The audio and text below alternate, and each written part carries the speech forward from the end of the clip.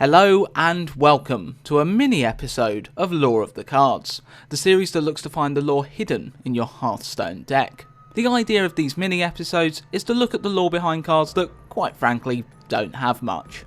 This episode, we'll be looking at two legendary machines introduced to the game with the Goblins vs Gnomes expansion, starting with the mage legendary Flame Leviathan. As we've covered many times before, long ago, a war was fought between the devious Old Gods and the righteous Titans. The Old Gods ruled Azeroth, thriving in the chaos that had spread across the world.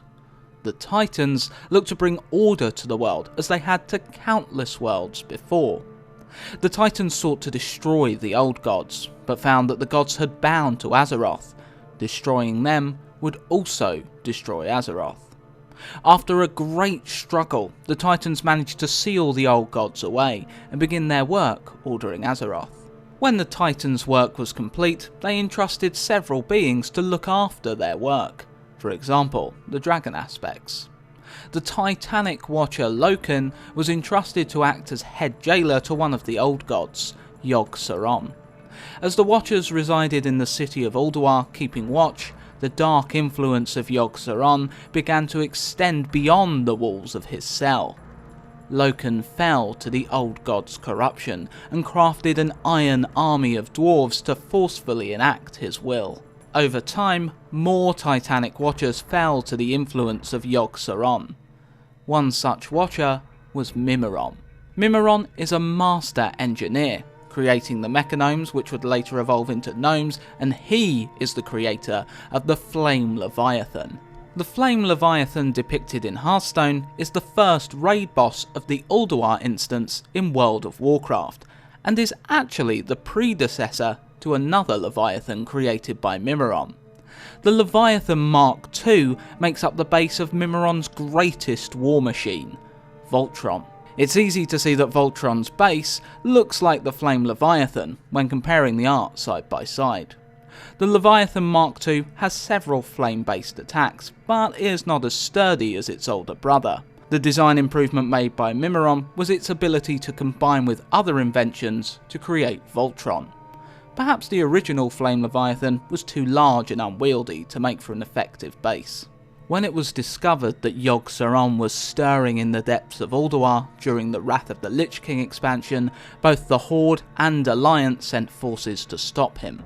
Upon entering the city, a small forward base had been established by the Explorers League, led by Bran Bronzebeard, protected by a magical wall held up by the mages of the Kirin Tor, the conclave of mages that led the city of Dalaran.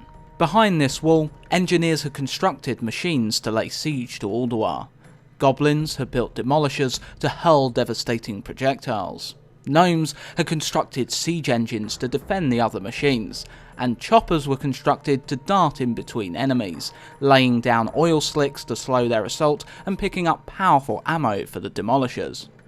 With word from the heroes, the Kirin Tor lowered their magical barrier, and the adventurers each picked a vehicle to lay waste to the initial defences of Ulduar. The heroes slowly made their way through the city, continuously assaulted by iron dwarves, giants and golems, laying waste to the structures that stood in their path and cutting off the iron dwarves' ability to reinforce their lines. Eventually, the heroes broke through to the gates that stood in front of the rest of Ulduar, and an elated Bran Bronzebeard came through on their radio. You've done it! You've broken the defenses of Ulduar! In a few moments we'll be dropping into... What's that? Be careful! Something's headed your way! Quickly! Evasive action! Evasive action!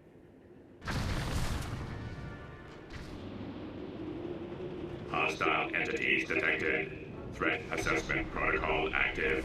Primary target engaged. Time minus 30 seconds to re-evaluation. The Flame Leviathan spared no time picking a target and moving towards them, looking to crush them with its powerful battering ram. As the battle progressed, the Leviathan built up speed. Missiles flew from its turrets, and the great machine would vent flames, burning all that came close. It is likely the Leviathan's flame vent move that inspires its mechanic in Hearthstone, burning all on the board. In order to defeat the Leviathan, adventurers were flung up onto the top of the machine to damage the Leviathan's defense generators. With the generators sufficiently damaged, the Leviathan entered a shutdown mode to repair these. During this time, the devastating war machine could not move and took extra damage from its attackers until the defense generators were repaired. Eventually, the heroes won out, destroying the Leviathan and gaining access to the rest of Ulduar. Leviathan unit shutting down. Each boss in Ulduar had a heroic mode which could be triggered. In order to activate the Flame Leviathans, players would need to miss out structures during their initial attack on Ulduar: the Tower of Storms, Tower of Flames, Tower of Frost, and Tower of Life. Each of these related to one of the 4 Titanic Watcher bosses found later in the Ulduar raid. The Tower of Storms represented Thorim and gave the Leviathan the Thorim's Hammer buff. Flame Leviathan gained 25% additional physical damage. This tower also caused rays of light to appear from the air, which would damage any caught within, after a short delay. The Tower of Flame represented Mimiron. The Mimiron's Inferno buff would increase Flame Leviathan's fire damage by 50% and summon fiery orbs to the battlefield, which would burn any near them. The Tower of Frost blessed the Flame Leviathan with Hodir's Fury. Beams would appear, and after locking onto a vehicle, a ball of frost would fall on them, freezing them and damaging the machine over time. The only way to free those caught would be to melt the icy tomb with fire. The Tower of Life granted the Leviathan Freya's Ward, protecting it from fire damage by an additional 10%. This blessing also caused plant ads to spawn and try ripping apart the machinery of the adventurers.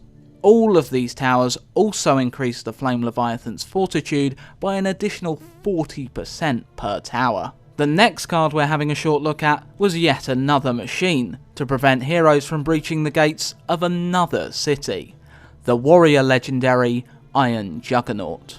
The acting war chief of the Horde, Garrosh Hellscream, had made enemies of the Alliance and even his own faction after committing several war crimes. Levelling the town of Theramore with an arcane bomb, attempting to assassinate Vol'jin, crippling Anduin Wrynn, and despoiling sacred ground in the continent of Pandaria, to name only a few. This all culminated with the Alliance and a majority of the Horde attacking the Horde capital of Orgrimmar to overthrow Garrosh as war chief. While it was predominantly orcs that still remained loyal to Garrosh, the war chief had also hired mercenaries to help him defend his city: the goblins of the Blackfuse Company, led by Helix Blackfuse. Under Garrosh's order, the goblins created siege weaponry to be used by the war chief's elite soldiers, the Kor'kron.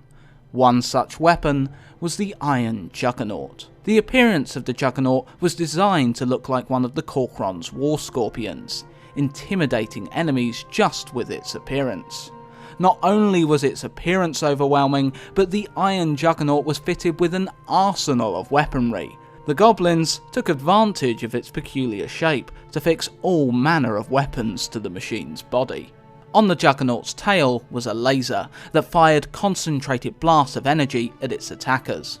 Whereas Scorpion would usually have claws, the Juggernaut had another 2 weapons: a drill that when buried into the ground caused earthquakes, and a saw blade that could be fired to ricochet among the Juggernaut's opponents. The Juggernaut could spew flame from the vent mounted to its front, cover the ground in highly flammable tar, and was mounted with several cannons, 1 on top of its head and 2 on its shoulders.